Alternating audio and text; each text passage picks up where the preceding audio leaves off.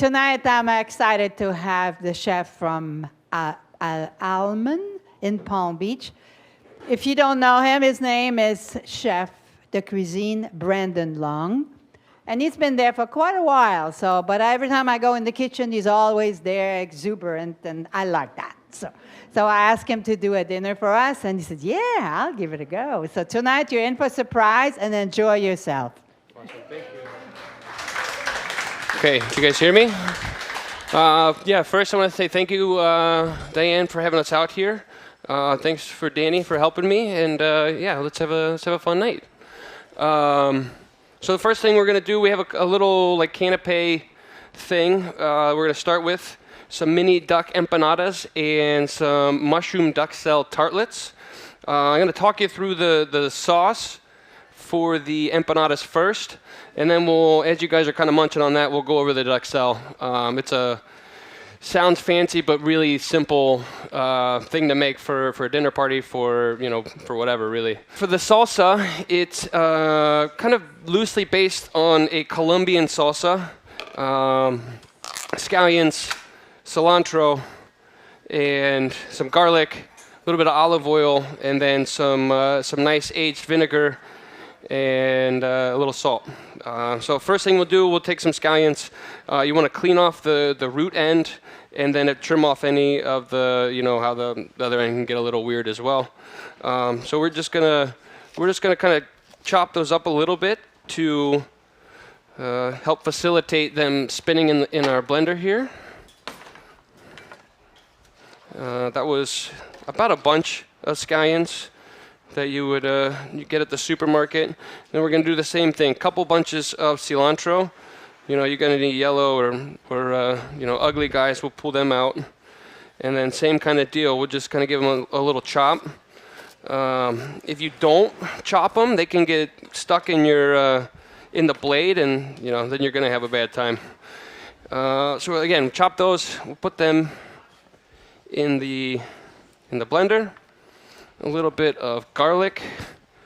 You can use raw garlic, or something we keep on hand pretty much always at Almond is this like roasted garlic confit, which is basically just garlic cloves, a little bit of canola or olive oil, and then you roast it low and slow in an oven until it's nice golden brown, delicious. And it keeps incredibly well in the fridge. It's great to add to a sauce or as a marinade. Like I said, we just keep it around because it's garlic. It's delicious. You can't really go wrong. So we're going to give a nice big scoop of that. Chef, do you find that confit garlic takes some of that harshness sometimes? It does. That's 100% correct. The raw garlic is nice because if you want that spicy bite, but this kind of mellows it out, and you just get like the roasted almost sweet flavor from the garlic, which like I said, we always have this in our walk-in. We're gonna add a little bit of white balsamic vinegar, again to kind of give us a little sweetness, a little acidity, and then one of our favorite vinegars, Banyuls. It's an aged vinegar in, I forget what kind of barrels, oak casks for 5 years, which helps kind of take off some of the aggressiveness of like a vinegar. It's very acidic and bright, but that kind of mellows that out as well. So we're going to put that on there. We're going to turn her on, and then we're going to do just enough olive oil to kind of get it to all spin. So maybe, I don't know, 3-4 tablespoons. Get that spinning.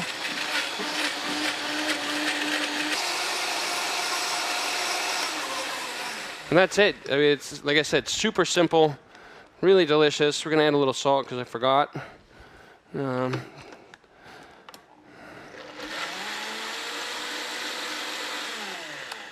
And that's it. That's the sauce. Quick, easy. You're in a pinch. You got to, make a salsa for Thanksgiving or something.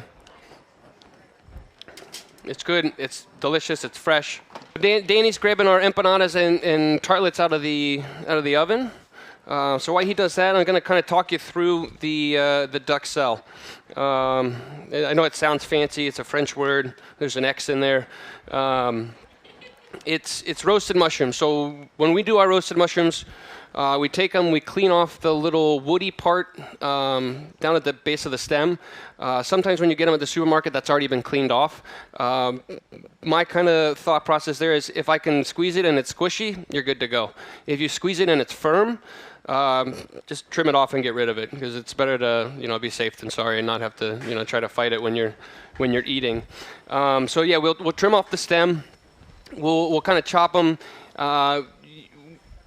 Pretty much, you want to when you cut them, you just want to cut them into pieces that are roughly the same size. You don't have to perfect squares or triangles or stars or whatever. Just you want the same size, so when you cook them, they cook evenly.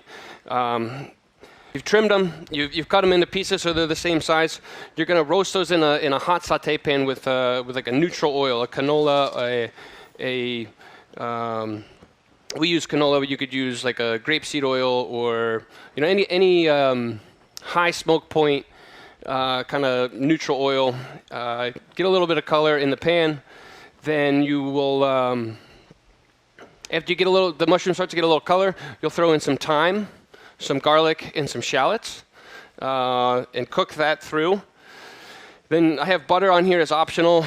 I think it wants butter. Mushrooms love butter, but if you're trying to be dairy-free or whatever, then you can obviously leave that out and just hit it with olive oil.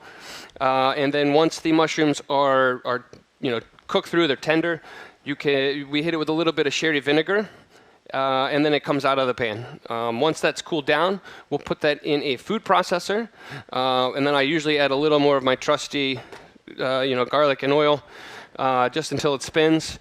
And then we put ours in a piping bag with a little bit of truffle oil and Parmesan cheese, and then we go in these little tartlet shells. And that's it. Like I said, they're fun. You can make the tartlet shell. You can buy the tartlet shell. It's great in pastas. It's great on a pizza. It's a fun little thing just to have around, or impress people. Like, look, I made mushroom duxelle. So yeah, these are little guys. We're gonna just hit them with a little bit of truffle oil because we are fancy, and then a little grated Parmesan because why not? You got the nice. You got the empanadas too. So I put the empanada sauce on here already. If you need more, we have more. I just made some. So feel free to request, seconds, thirds, fourths, whatever you guys want. And then while you guys kind of enjoy these, we're going to set up for our first course. And get this night rolling. Mm-hmm.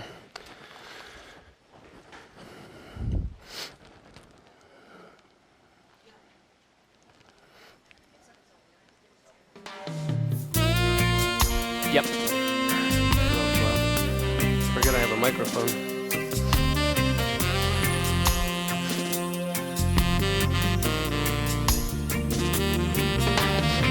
No, empanadas también.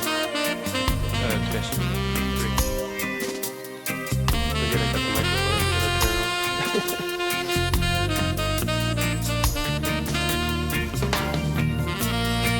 Oh, we're going back.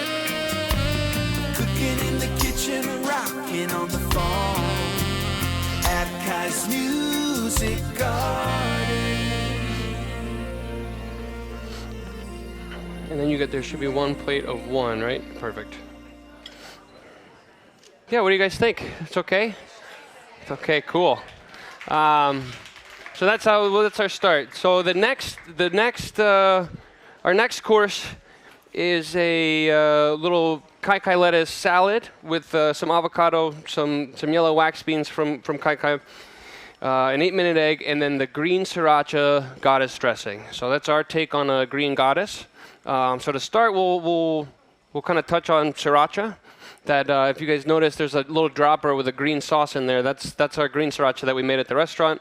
That you got to make before you can make the green goddess. So we make red sriracha, yellow sriracha, and this is our first attempt at green sriracha. The other two colors and flavors are much spicier, but we went a little bit more mild with this, looking more for like a fermented, sweet, sweet, salty thing. It's a little more approachable when it's not, one drop and your mouth's on fire. So if you look at the recipe, that's the recipe that we use in the restaurant. That obviously makes a lot. 5 pounds of peppers is a good amount. But you can cut that back, and it works. I just made one with habaneros, and it turned out really well with just a handful of habaneros. But the gist of that recipe is you take your peppers and you take out the stem, and then you kind of just chunk them up, run your knife through them to get chunks. You put them in a container with the salt and the sugar, and you let that sit for about 20 minutes. Then you put that in the food processor, or you can use in an immersion blender, and to make that into like a salsa or a paste. And then you let that sit overnight for 1 day. The next day you add your garlic. Then you let that sit for 3 to 5 days. The 3 to 5 days kind of depends. In the winter, when it's a little cooler, you go a little bit longer. In the summer, when it's a little bit warmer, it goes a little bit quicker. And so we cut it short in the summer months.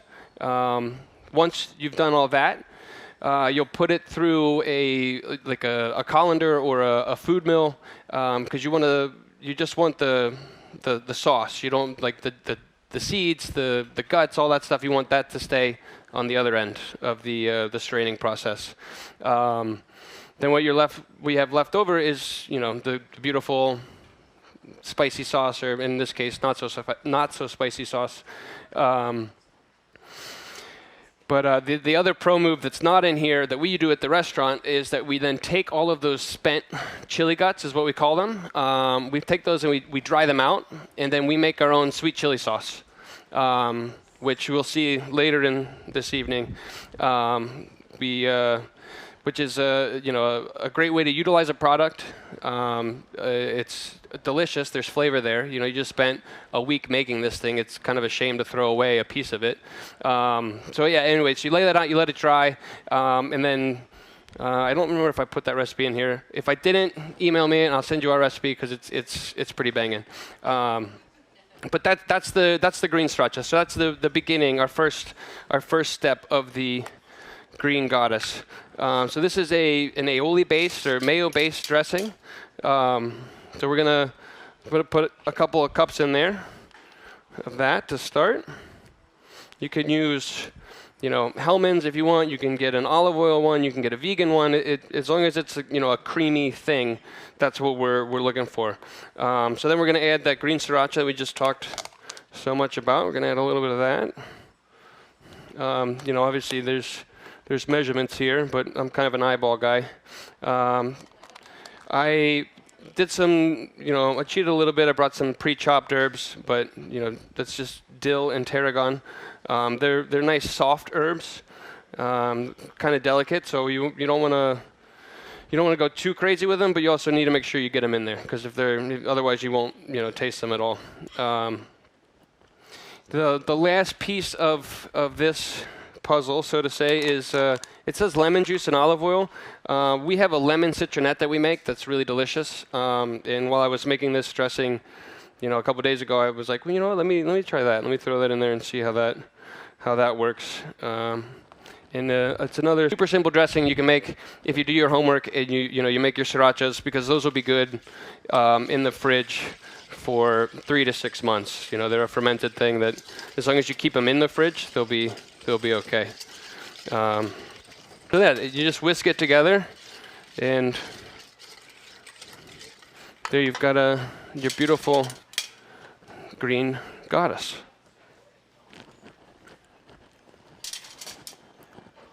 That's pretty tasty. So I'm going to set that aside. Question? So lemon citronette, that's a great question. What we do is we take lemons and we preserve them, which is a pretty simple, another simple thing. It just takes a lot of time. We take lemons, you cut off one end, and you just cut almost all the way through, making like an X, so that it kind of opens up, and you stuff sugar and salt down in there, and you wait. It takes about 3 months for that sugar and salt to work its way all the way through. But it's another thing. Once you make it, it's not going anywhere. So it's great. You can use them. They're used a lot in like Mediterranean dishes. Preserved lemons are a great little salty, acidic bump to a dish. But anyway, so we take those. We cut out all of the flesh, and then we blanch it and spin it with a little bit of neutral oil, a little bit of fresh lemon juice, and then a little salt and pepper, just to taste. We use it at the restaurant as our like vegan option for someone that wants, one of our salads, but that salad has eggs or whatever. We have this as like our go-to lighter vegan option for people to still enjoy the food without feeling tied to olive oil and vinegar, whatever. So that's our lemon citronette. Yes.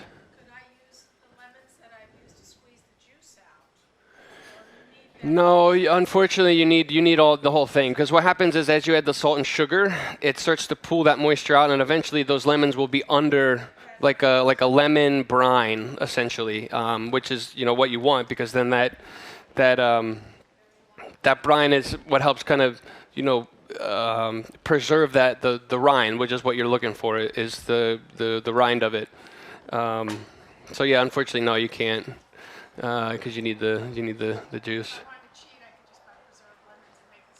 You could, absolutely. The key, again, like I said, we blanch them because you want to make them soft enough to be able to be pureed in your blender. But yeah, that was a great question. So yeah, anyway, so we're gonna make our little salad. So we have these beautiful. Well, let me start here. We got some wax beans. We got these from Diane. Thank you. They're delicious. We use them blanched. We pickle them. We serve them sautéed on our chicken dish. They're great. They're delicious. They're a little sweeter than your green bean, but you can use them in place of green beans for anything, and they're yellow, so it's cool. So we're gonna do some wax beans, some beautiful greens from here as well. A little salt, a little pepper.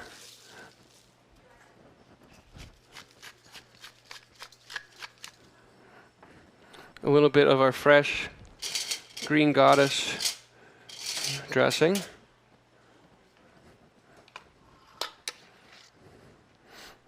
Kind of lightly dress that. Danny, will you hand me one avocado? Thank you. And then the avocado, we'll just carefully, so we don't cut ourselves. Get rid of this guy. And then there's a lot of different ways to do an avocado, but we're just going to do a little dice.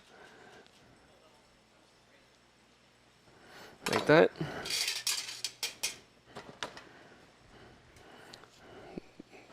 Toss those in there. Gonna put a glove on so we can mix our salad, and then it's ready to go. We're gonna top this off with an 8-minute egg. We like to use the 8-minute egg because the whites still get cooked, but the yolk is still a little gelatinous. So if you don't like that, then just cook it all the way. That would be I would cook it 12 minutes if I wanted it to be hard boiled, but we go a little bit less. I think it's better. And that's it. Another super simple, delicious salad that you can make. Again, it takes a little bit of legwork making the sriracha to then facilitate everything else, but it keeps for forever. And again, it's a nice little staple to have in the pantry. So we're gonna make these, and we'll get them out to you.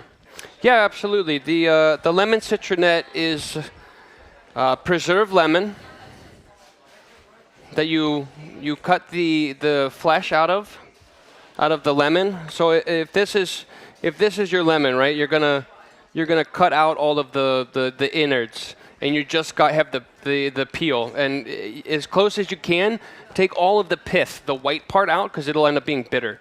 So you just have the yellow part left. Then you're gonna blanch that. And when I say blanch, I mean you're going to bring water to a boil. with the lemons in there, and then once they're so I guess it's not really blanching, but blanching is boiling water in the water out into to an ice bath, which you can do that way as well. But basically, you want the lemons in the water. Basically, cook them until they're you can smash them between your fingers. Pull them out, let them cool down, and then in your blender with a little bit of a neutral oil, a little bit of fresh lemon juice, salt, and pepper, and then you'll get that sweet, lemony kind of very. It's bright, but there's like a depth to it. You know what I mean? But again, the preserved lemons, like she was saying, that you can get them at the store and just use those if you don't want to wait 6 months. But it is kind of a fun project to put aside and forget about, and then come across when you're cleaning out the pantry and you're like, oh man, my preserved lemons. They're ready, exactly. So once you got them blanched and they're you can smash them between your fingers.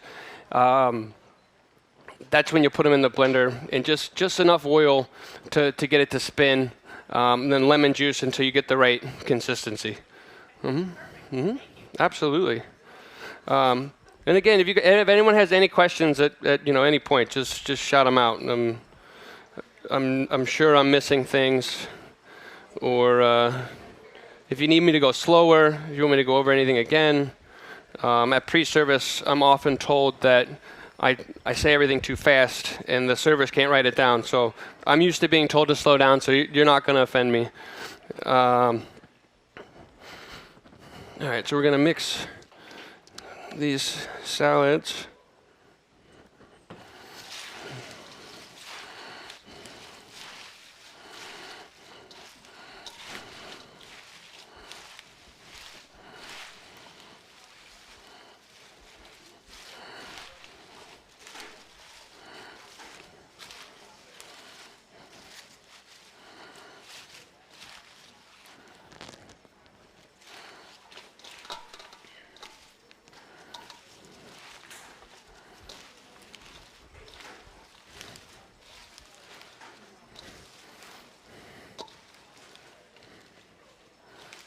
I guess I should be in the middle, huh?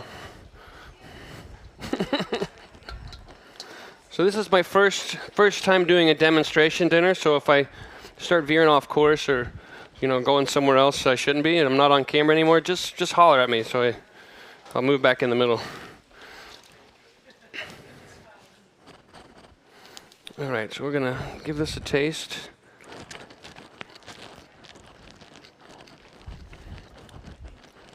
You got more avocados? You want to just throw them in that other bowl, and then we'll go there next.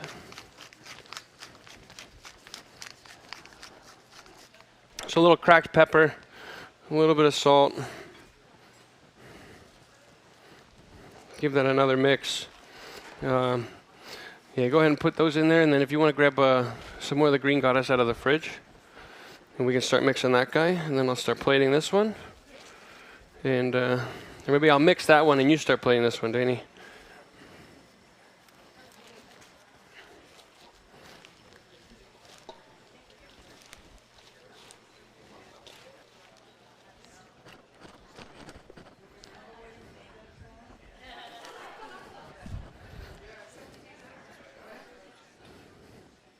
Let's be smart about that.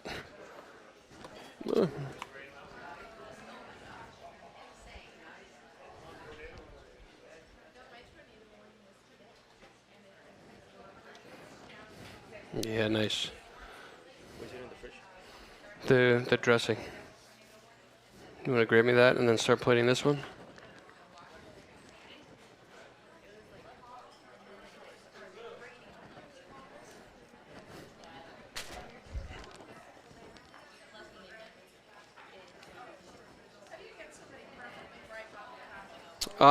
This case literally came in this morning, so I've yelled at my purveyors enough that they don't. They still send me some ugly ones every once in a while, but they know that if they send me ugly ones, that they're going to have to drive out a nice case.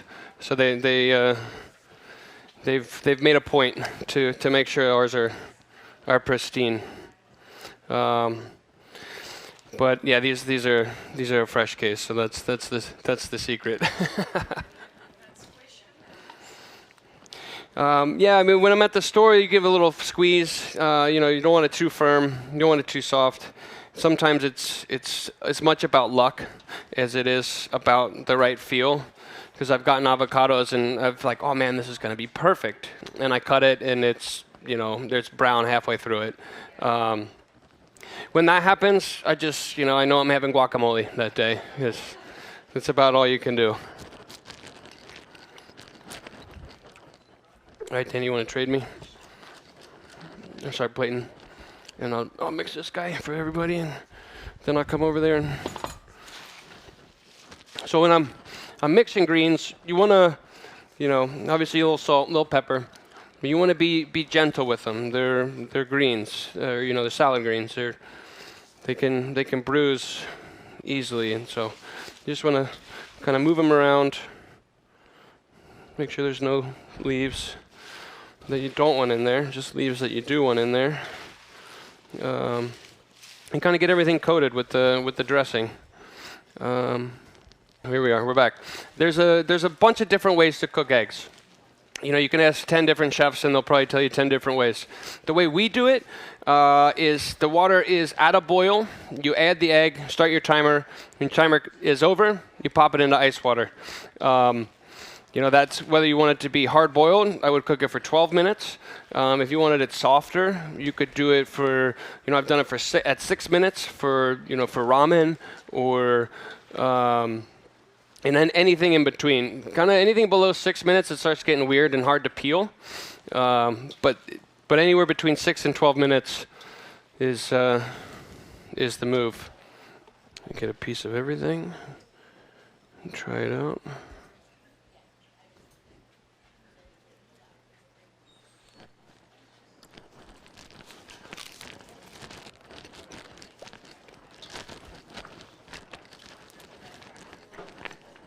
So we're just going to plate make a little mound. Then Danny's going to come behind me with the eggs.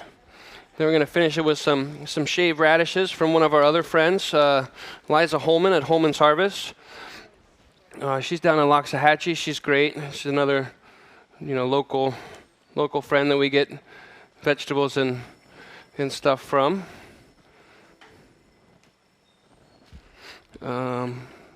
But yeah, it's a nice little late, fun salad.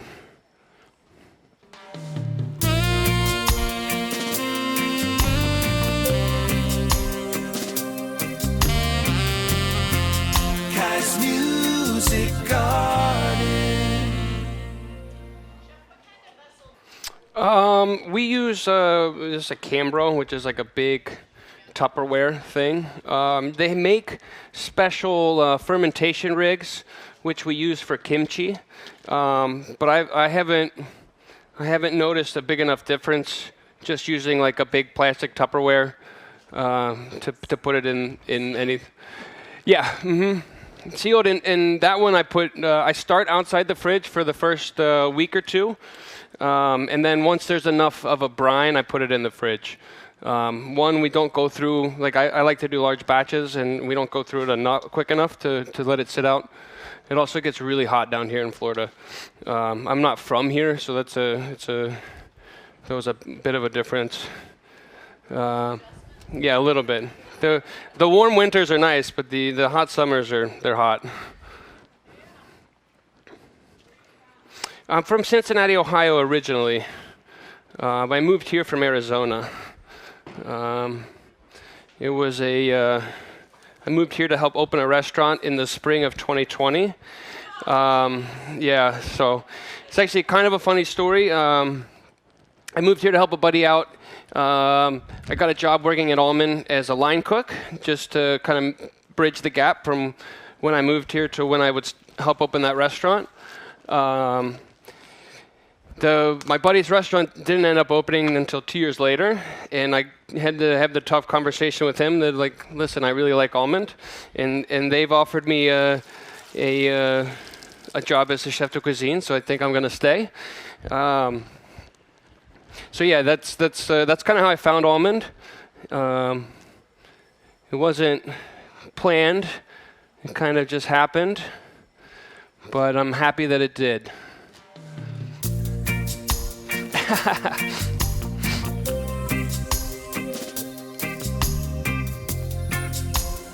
Wait, with a little bit of little sea salt on the egg. I'm sorry. I know I'm slow.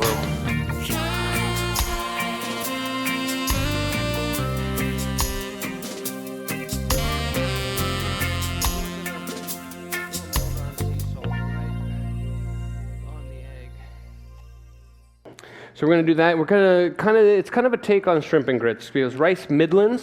For those of you who may not know what midlands are, or maybe asking yourself what that word means, midlands are basically broken pieces of rice that didn't make the cut to get to be sold as rice. Essentially, it's a low country thing. So think South Carolina, Georgia, North Florida.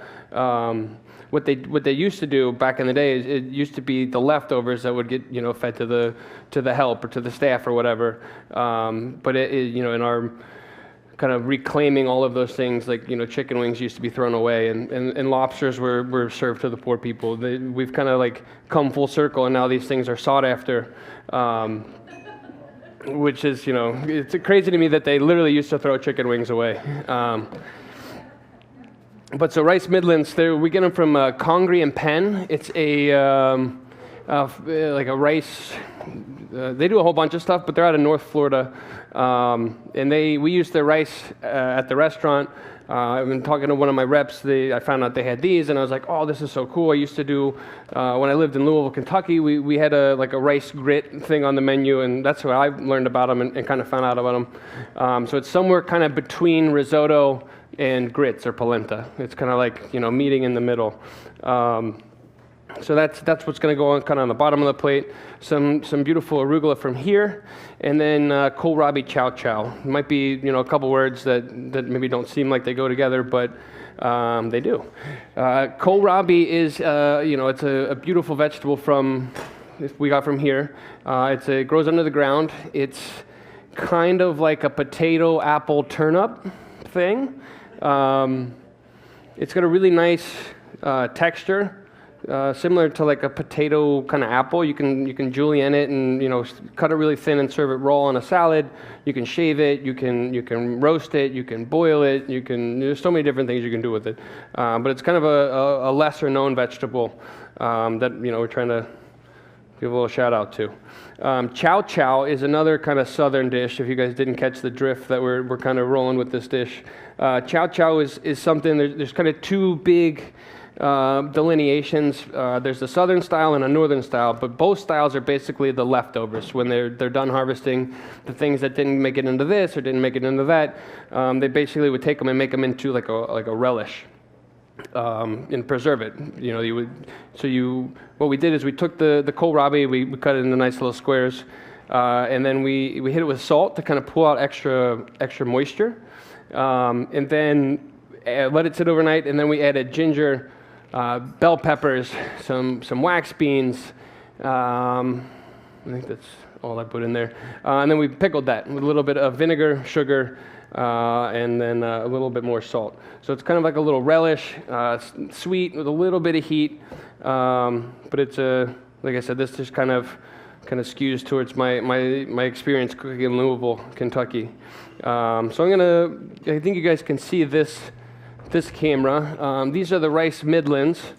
So basically, what you do with these guys is you treat them just like you would polenta. You make a liquid.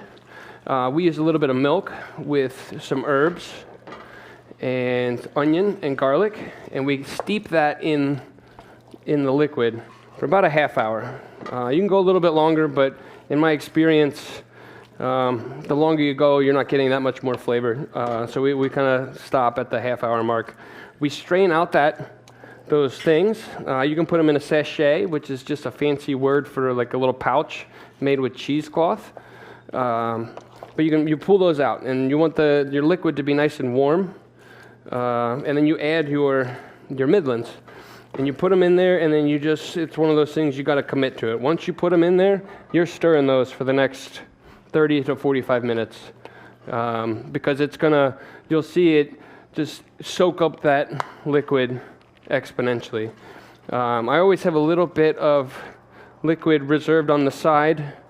You can use half and half, you can use water, chicken stock, whatever, as long as it's some kind of liquid, just to kind of keep adding to it, because it'll just keep sucking up the liquid. And we want it to be a nice creamy kind of deal. So as I'm heating this guy up, once I get it to a good spot, I'm gonna cook the shrimp back on that side. Kind of show you what I'm doing. But yeah, we basically treat this like polenta, but it's rice. So yeah, that's that. We're gonna finish it with a little bit of Parmesan and a little bit of house-made creme fraiche, which I think I included my creme fraiche recipe in there. It's another super simple thing that can make you feel fancy, seem fancy to your friends. Tell them you made your own creme fraiche. I turn this down a little bit. We'll talk about the, I think it's in here. Let's see. The crema. So it's back in the dessert, because I'm gonna double dip a little bit, because I like it. I think it's on the last page. But basically what it is 1 part buttermilk to 8 parts heavy cream. You gotta make sure you get cultured buttermilk. And then this is another thing that you let sit out overnight. It's crazy what food will do in the right way if you leave it overnight. But that will, it sits out overnight and it firms up, and it's very similar to sour cream. It's a little less kind of like acidic, or it's not as sour. It's got a little softer kind of vibe to it, but it's really useful. We use it in a ton of stuff. I'm going to use it in this, and then I'm going to use it later. And you'll get to see that as well. But that is that's the creme fraiche. If you with the crema or the creme fraiche, if you leave it out for about a week, you can then put it in your KitchenAid, and you can whip it and make butter. You just put it on, turn it on high, and walk away. But maybe don't fill it up too full, because you will make a mess. I've done that. But it'll separate into buttermilk and like a cultured butter, which we've used before in the past. There's a classic French dish. It's just really nice breakfast radishes that we get from here, and then just a little bit of cultured butter, sea salt. It's another little fun thing you can put out, and people are like, "Wow, I can't believe you made this." That's kind of the theme here is things you guys can do at home that impress your friends. So yeah, I'm gonna stir this, and then we're gonna cook some shrimp, and we'll get to this next course. Do you guys have any questions, comments, concerns about anything I've gone over so far?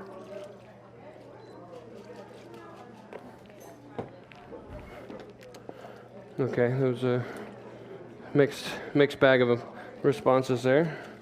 So I'm sure you guys have noticed, but tasting is the most important thing. I had a chef tell me at a tender young age that the 3 most important rules of cooking are taste your food, taste your food, taste your food. Because if you don't taste it, how are you going to know if it's wrong, if it's gone bad, if it's too sour, if it's too sweet, there's so many different variables when you're cooking food that if you're not tasting it, you won't know. So these are our white shrimp from Cape Canaveral. We get them with the shell on, the head on, so we have to peel them, clean or whatever. We take the heads and we use those for something else. They make a really delicious stock. So if you ever see head-on shrimp, don't be afraid of the weird, little head. They do make a delicious stock, or you can then use the stock to make like a bisque, or we've used it to do like ramen broth, or there's so many cool things that you can do with things that most people throw away. So these are marinated with a little bit of olive oil, garlic, chili flake, and then I'm going to season them. A little bit of salt. Then get up in there, kind of mix them all up.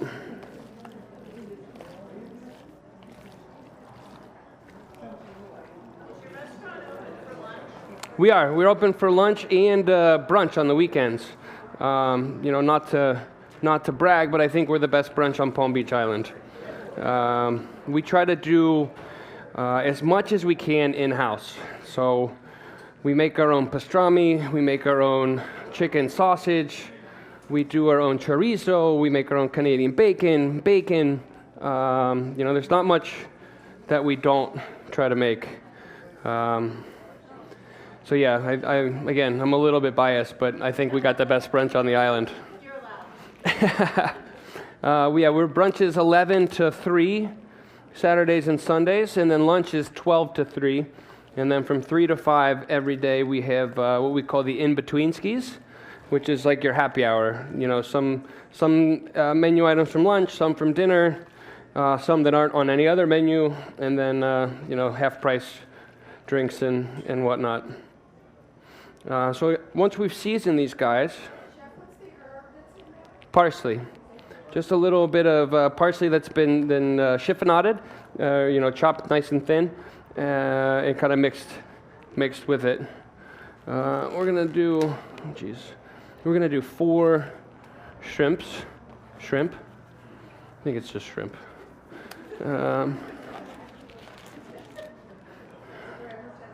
Yeah, the plural of shrimp is shrimp. So if you can see that it's a hot pan, the oil should be maybe not smoking, it's a little too hot, but it's okay. You just take it off the flame and it kind of cools down. And then we're gonna, when you lay anything in a pan, you always want to go away from you. That way if it slips out, you drop it, you don't end up splashing yourself and getting a nasty burn. Okay, now those guys are on there. The next step I'm going to do is going to hit them with a little bit of white wine after I flip them. And then we're going to hit them with a little bit of butter. And then I brought my secret ingredient, which is our chicken jus.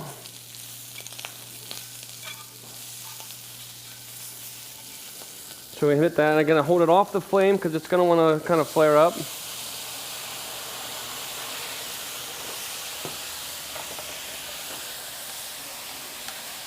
And turn it down because we got our cooking. Let me grab some butter. Danny, you want to start going shrimpies over there? Those are all seasoned. So we're going to throw a couple little knobs of butter. I had another chef that told me that butter is love. So if you want to cook with love, you got to cook with butter. Again, the butter, is optional, frowned upon, but optional to leave it out. And then we're just going to hit it with just a little bit of chicken jus. And we're going to kind of make a little pan sauce. This chicken jus, we make at the restaurant. We use it in all types of things. Oh, geez. But it is roasted chicken bodies. So you just, next time you get a whole chicken or whatever, save that body, put it in the freezer. And when you're ready to make a stock, you put them in the oven at 500 degrees and almost forget about them until they're really, really dark. Not burnt, but like pretty dark. You put them in there nice and dark, then you're gonna put them, make your chicken stock, onion, carrot, celery, bay leaf. We like to throw coriander in. It's a little secret, maybe not secret, but that's one of our moves. Put a little whole coriander seeds in there. A little bit of parsley, and I don't know if I said bay leaves, but bay leaves. And then we let that go overnight. We strain it. And then we take onions, carrots, a little bit of sugar, a lot of butter, and we caramelize all of that. We hit it with Marsala wine, cook that down, and then we thicken it with roux. Roux is roughly equal parts butter and flour that are melted together, cooked together, that you use to thicken sauces. No, blonde roux. So that's a good question. You can take that butter flour and you can cook it and keep cooking it, and it'll keep getting darker and more toasty. More, you take it all the way. It's almost not bitter, but it's got like a very, very like robust flavor. We don't want that. We want to go light. You just want the butter and flour to come together. Kind of, you can like smell like the toasted flour aspect of it. And then that's it. It's ready. But you can, and those There are other applications. A lot of Cajun food uses like the dark or red roux that have been like cooked down and cooked down and cooked down until they're, like I said, almost bitter. Nice. Okay, Danny's gonna start cooking the shrimp. So as you guys can hopefully see on the, and it's nice and creamy. I'm gonna taste it one more time.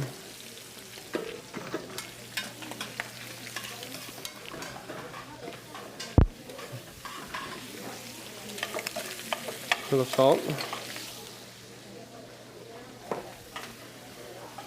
A little more liquid.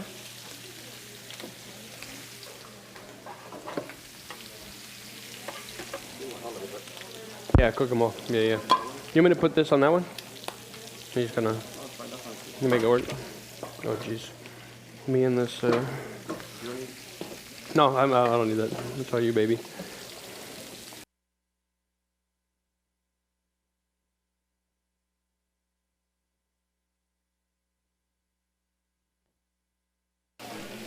So I don't know if you guys have been watching. I hope you have, but if you haven't, I've added maybe 4 more quarts of liquid to this, to the Midlands. Don't worry, it wasn't all dairy product. It was mostly water, but you know you gotta have the dairy. So part of why we're serving the chow chow with this is that this is going to be rich. The chow chow will be nice and acidic to help cut through it.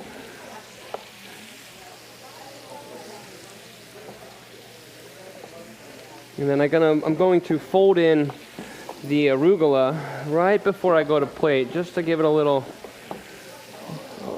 more freshness in this rich Midlands. So it's turmeric. The wax beans were actually a different pickle that while I was making this, I was like, you know, it'd be really good is those pickled wax beans that we use on our we have like a mezz platter that's pickled wax beans, some citrus cured olives. We make this we call it a carrot ganoush, it's like baba ganoush but with carrots. And then we have a beet hummus. Then we serve with some pita bread, some English pea, and white bean falafel. And then, yeah, so we have the wax beans hanging around, and I was like, they're going in the chow chow. Because it's truly what chow chow is. It's like this and that, and oh, I got some of these, they're going in too. So yeah, we put a lot of turmeric in that to make the yellow wax beans like really yellow. That doesn't suck. No.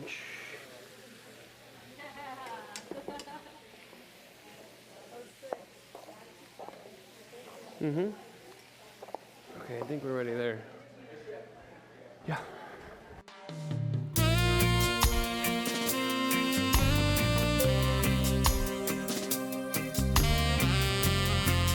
Kai's Music Garden. So the sauce you guys see on the plate is one of the couple of ways of eggplant. I had to get ahead a little bit, but I'm gonna make that sauce for you guys right now. So eggplant is such a versatile vegetable. You can grill it, smoke it, make it into puree, baba ganoush. There's all types of different ways to do it. So what we did is we like to smoke it because it's it takes smoke really well. So we take whole eggplant, we poke holes all over it to kind of help get the smoke in there. You know, you can just use a knife and just throw it in the smoker, set it at 325, and just forget about it. If you don't have a smoker, that's okay. Just do the same thing but with an oven. You can also get kind of creative, use a grill. We've used, I don't want to go into all the crazy things I've done in the kitchen, but we've been really creative with, you know, making our own smokers in some restaurants that I haven't had a smoker. Luckily at Almond we have one, so that makes it a little easier.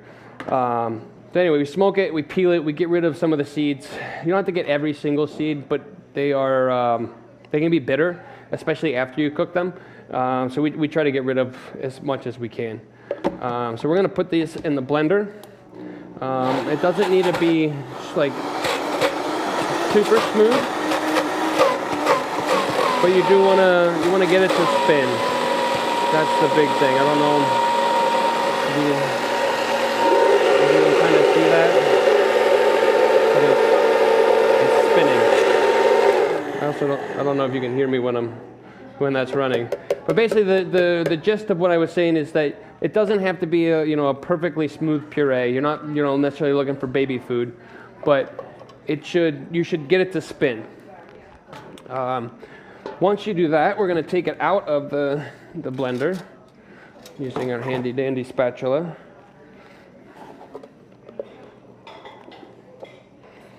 And then we're going to season it up with a little bit of salt, that sweet chili sauce that I was telling you guys about earlier, and then a little hoisin.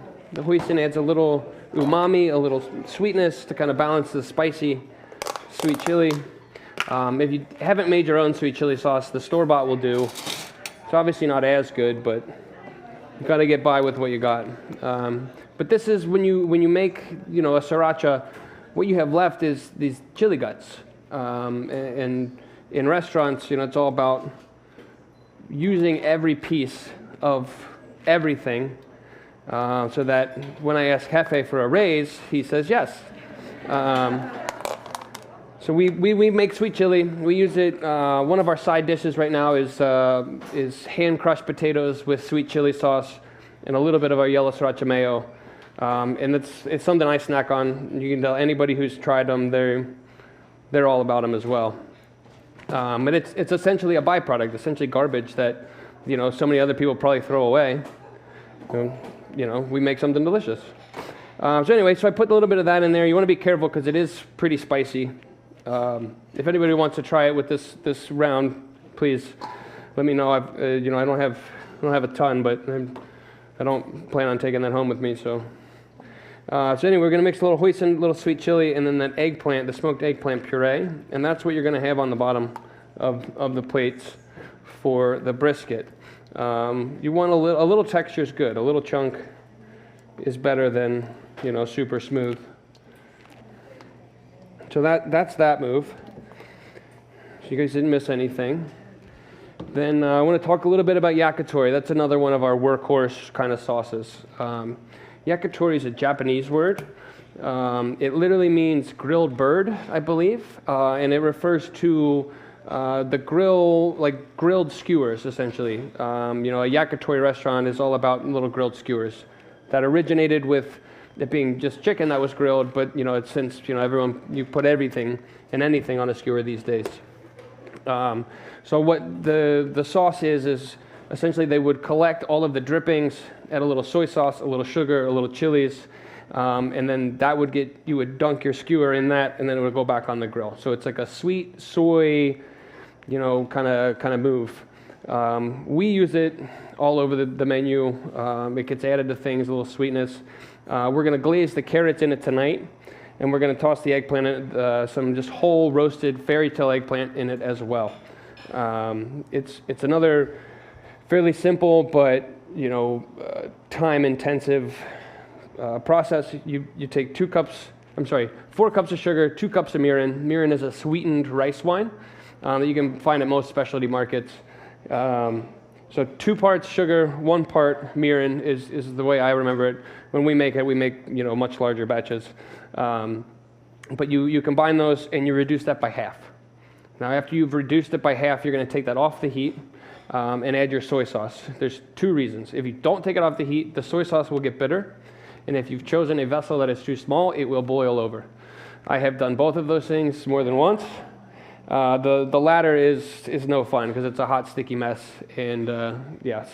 But then you add a little bit of citric acid. You can use lemon juice as well. The citric acid is nice because it's a powder form, so it doesn't affect the consistency. But it just kind of gives it a little bit of acid to cut through all of that sweetness. So I'm going to go check with Deanie on the brisket, but I think we're pretty close on that. You guys have any questions about anything so far?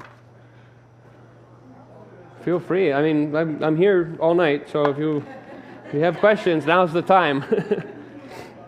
Okay, I'm gonna check with Danny, and hopefully we'll be able to put this dish up for you guys. The company currently we're working with is H&M Cattle Company. They are a Florida rancher collective, or they're part of the Florida rancher collective rather. So we get their brisket. As I mentioned earlier, we do pastrami. We've done other things with it, but anyway, their brisket is delicious. It's a little bit on the leaner end, which normally I'm against, but it's so delicious that it's okay. What we did with this one is we seasoned it salt and pepper on the outside. We seared it on our flat top. If you don't have a flat top, you can kind of cut it down into smaller pieces so you can get it to what you have to work with.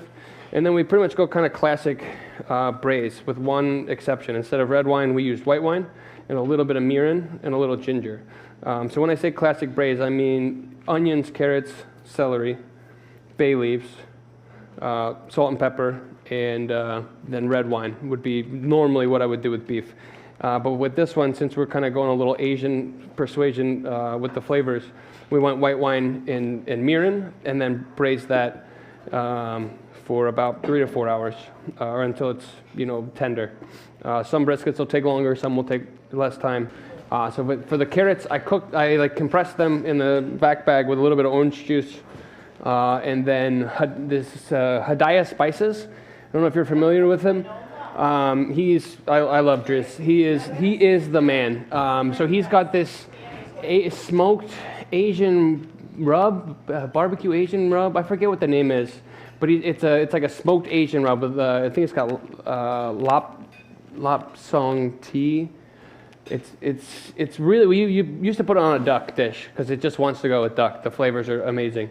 But we were doing this carrot and we took the duck dish off, so it went in with a little orange juice. I forget the name of I'm kind of bummed I forgot it. But it's one of his spice mixes. We use a bunch of his. Yeah. He's great. Some of my favorites from him are his Thai curry is incredible. His Montreal steak seasoning is great for just throwing stuff on the grill. His smoked Spanish rub. His Moroccan salad spice is my new favorite. I've been putting that on everything recently. But that's what the little, it's almost like a little smoky, a little sweet, a little kind of like, what is that? That's the spice on the carrots. So we sous vide them and then we roasted them really hard in the oven to kind of finish them off.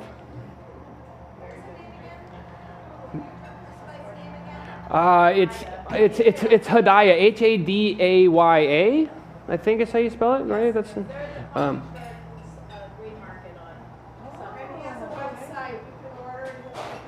Yeah, his spices are worth their weight in gold. They are truly incredible. He every time I pick up spices from him, he gives me so I buy him by the pound because we go through a lot, right? We're a restaurant. But he lets me pick 1 or 2 of the little bags that he sells. And he's like, oh, you haven't had this one, try this one. And then the next week I'm back and I'm like, let me get a pound of that one because it's incredible. So we went from sourcing just our Aleppo from him, which Aleppo is a chili from Aleppo, Syria. It's like one of those, Champagne comes from Champagne, France, and tequila's from Tequila, Mexico. And it's another one of those things that the pepper grown in Aleppo is better than anywhere else in the world. And he gets it somehow. I don't know. He's got a way. But we sourced that from him, and then we've now grown to we've got 16 of his spices that we use on the menu. But yeah, he's great. He's at the Gardens on Sunday, and then during season he's at West Palm Beach on Saturdays as well. So go see him. Tell him Brendan said hello. He might up the price. He might lower the price. I'm not sure, but just tell him I said hey.